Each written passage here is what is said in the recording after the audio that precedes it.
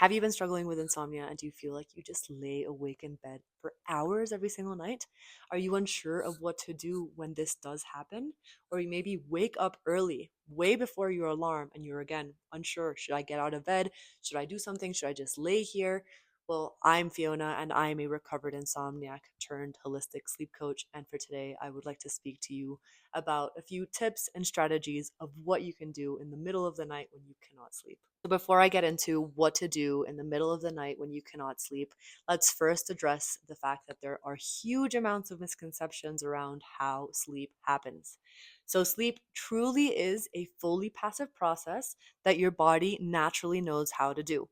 When you're lying awake in the middle of the night without being able to sleep, it is not that you have lost the ability to sleep, it is that you have tricked your mind into believing that there is something to fear, which is wakefulness.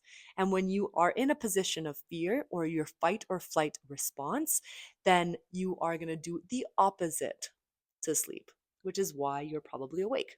And the reason why it's important to address this is because a lot of the times when we're lying awake in the middle of the night, our natural instinct is to try and fix the problem. We are maybe, or no, lying awake for hours on end in bed. We try and avoid specific thoughts. We try and think about specific things. We try and force relaxation, or we try and incorporate activities that will in some way make us sleep. And that's the biggest problem of all. It's the fact that nothing you do will actually make yourself sleep. And as long as you are doing things in the action or in the efforts of making you sleep, the less likely it's going to happen. Sleep, it all starts with your evenings. As of now, you are probably quite fearful about the evening and what you should and shouldn't do in order to make sleep happen. And we need to start shifting the dialogue. We need to start taking back control over our evenings. We need to start telling ourselves that wakefulness is not something to fear.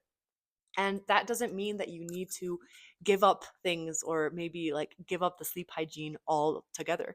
But what I can encourage you to do is to start taking back control over the fact that your evenings are yours to be enjoyed.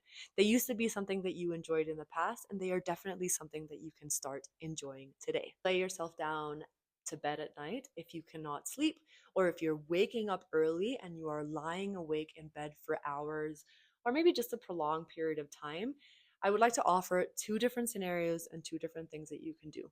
Both scenarios always come down to the same principle of trying to befriend wakefulness or getting comfortable with the fact that you are awake when you want to be asleep and to confirm to your brain that you are safe. Scenario number one, you wake up or you haven't fallen asleep, but you feel comfortable and you feel okay with being awake in the middle of the night. If you feel like you are connected to your breath, you are not anxious, you are not completely fixated on having to avoid certain thoughts or maybe make yourself sleep, then it is completely fine for you to stay in bed. Know that sleep is something that is a passive process and it'll eventually come to you. If the opposite is true, scenario B, you feel very anxious, you feel very much fixated on the fact that you are not sleeping, then my advice would be for you to actually get up and out of bed and you can do something you enjoy. By doing something you enjoy, no, you are not making yourself more awake. Your sleep drive is the only thing that can make you sleep. You're again only trying to teach your mind that you are safe and that there is nothing for you to fear. So, what to actually do in these kinds of scenarios? And there's not actually a right or wrong answer. It is whatever feels comfortable for you. For some, it may be watching Netflix or a movie or reading a book. For others, it may be knitting or maybe listening to a podcast or listening to calming music or even meditating.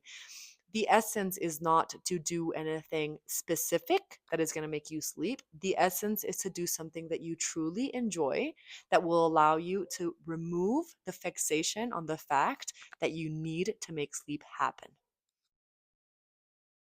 And the reason why this works is because insomnia feeds off of that fear, and specifically the fear of wakefulness. And as soon as you start taking back control over what you do when you're awake and the dialogue and the story you are telling yourself about that experience, the less kind of validity you are giving to insomnia, and the easier it's going to be for your body to truly let go and for sleep to naturally come to you. So, next time you are struggling with sleep or not knowing what to do in the middle of the night, just know that it's all about embracing that wakefulness. How can you take back control of that story and what you are telling yourself in those kinds of situations?